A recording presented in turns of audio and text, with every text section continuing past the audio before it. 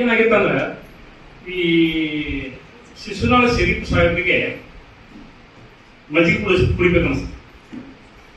ಬ್ಯಾಸ್ಗ್ಯಾಗ ಉರಿಯುವ ಬಿಸಿಲು, ಕಟ್ಟು ಸೂರ್ಯ ನಿಂತ್ಕೊಂಡು ಸುಡ್ತಿದ್ದ. ಒಂದು ಹಳ್ಳಿಯಾಗ ನಡ್ಕೋತ ಹೊಂಟಿದ್ರು. ಒಂದು ಮುದಿ ಕಟ್ಟಿ ಮ್ಯಾಲ ಕೂತಿದ್ರು. ಅಜ್ಜಿ ನನಗೆ ಮಜ್ಜಿಗೆ ಕೊಡುವ.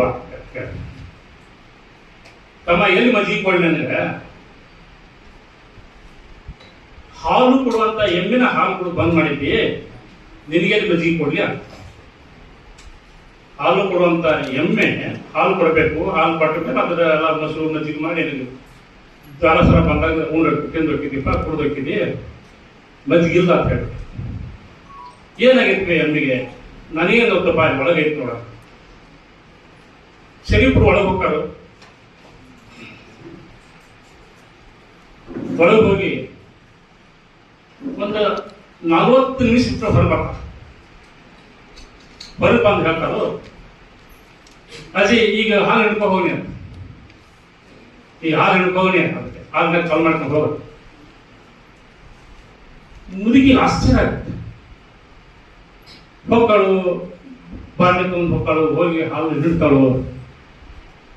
ಗಡಿಗೆ ತುಂಬಾ ಹಾಲು ಏನು ಕೊಡ. ಹೊರಗೆ ಬಂದು ಹೇಳ್ತಾಳು, ಶರೀಫ್ ಹೋಗ್ಬಿಟ್ರಲ್ಲ. ಶರೀಫ ಪವಾಡ ಮಾಡಿದ. ದೊಡ್ಡೆಮ್ಮಿ ಹಾಲು ಹಿಂಡಿದ, ಶರೀಫ ಹಾಲು ಹಿಂಡಿದ. ಹಾಲು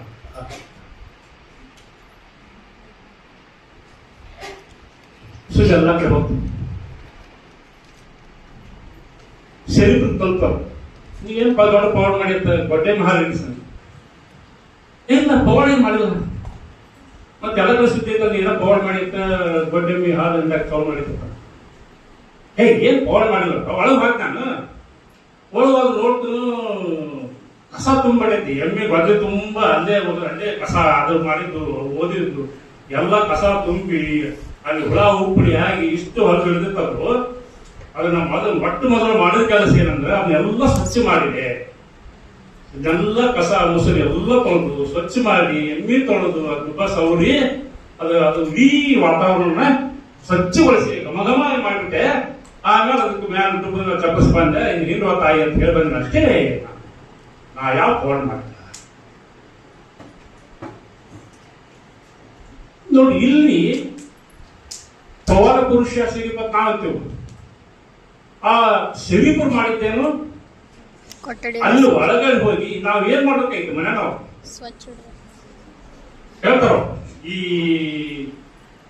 ರಾಕ್ಷಸಗಳು ದೇವಗಳು ಎಲ್ಲಿರ್ತಾವಂತ ಸ್ವಚ್ಛತೆ ಇರದಲ್ಲಿರ್ತಾವ. ಅದು ಭೌತಿಕ ಆಗಿರ್ಬೋದು, ದೈಹಿಕ ಆಗಿರ್ಬೋದು. ನಮ್ಮ ಮನಸ್ಸಿನಲ್ಲಿ ಸ್ವಚ್ಛತೆ ಇರಲಿಲ್ಲ ಅಂದ್ರೆ, ನಮ್ಮ ಮನಸ್ಸಿನಲ್ಲಿ ಕಲ್ಮಶ ಇದ್ರೆ, ನಮ್ಮಲ್ಲಿ ದೆವ್ವ ಮತ್ತು ಭೂತಗಳು ನಮ್ಮ ಒಳಗಡೆ ಇರ್ತಾವ. ನಿಮ್ಮ ಮನಸ್ಸನ್ನು ಸ್ವಚ್ಛಿಟ್ಕೋರಿ ಮೊದಲು ಹೇಳ್ತಾರೋ, ನಿಮ್ಮ ಮನೆಯನ್ನು ಮೊದಲು ಸ್ವಚ್ಛಿಟ್ಕೋರಿ. ಮನೆ ಒಳಗೆ ನಿದ್ದಾನೋ ಇಲ್ಲವೋ ಬಸ್ತಿಲಲ್ಲಿ ರಜ ತುಂಬಿ, ಮನೆಯಲ್ಲಿ ಕಸ ತುಂಬಿ, ಮನೆ ಒಳಗೆ ನಿದ್ದಾನೋ ಇಲ್ಲವೋ ಅಂತ ಹೇಳುವ ವಚನಕಾರ ಏನ್ ಹೇಳಿದ್ರಲ್ಲ. ಯಾರ ಮನೆ ಮುಂದೆ ಹಾಸುವಾಗ ನೋಡ್ಕೋತಿಕ್ಕೇನು, ಅಲ್ಲಿ ರಂಗೋಲಿ ಹಾಕಿದ್ರೆ ಓ ಈ ಮನ್ಯಾಗ ಮಾಲಕದಾಳ ಯಜಮಾನ್ತದಾಳ ಅನ್ಕೋತೀವಿ. ಯಾರ ಮನೆ ಮುಂದೆ ರಂಗೋಲಿ ಹಾಕಿರಲ್ಲ, ಸಾಸಿಲ್ಲ, ಏನೂ ಇಲ್ಲ, ಹಂಗ ಹುಣ್ಣು ಬೆಳೆದ್ಬಿಟ್ಟಿರ್ತೈತಿ, ಕಸ ತುಂಬಿರ್ತೈತಿ. ಇದು ಮನ್ಯಾಗ ಯಾರ ಹೆಣ್ಮಕ್ಳು ಅಂತೀವಿ ನಾವು. ಮನಸ್ಸು ಮತ್ತು ಭೌತಿಕ ದೇಹದಲ್ಲ, ಇದರೊಳಗೆ ಸ್ವಚ್ಛನಾಗಿ ಇಟ್ಕೋಬೇಕು. ಇದು ಪವಾಡ ಅಲ್ಲ. ಶರೀಫ್ ಹೇಳಿದ್ರೆ ಇದು ಮಾಡಿದ ಪವಾಡ ಅಲ್ಲಪ್ಪ, ನಾನು ಕೆಲಸ ಮಾಡಿದೆ, ಸ್ವಚ್ಛ ಮಾಡಿ ಬಂದೆ.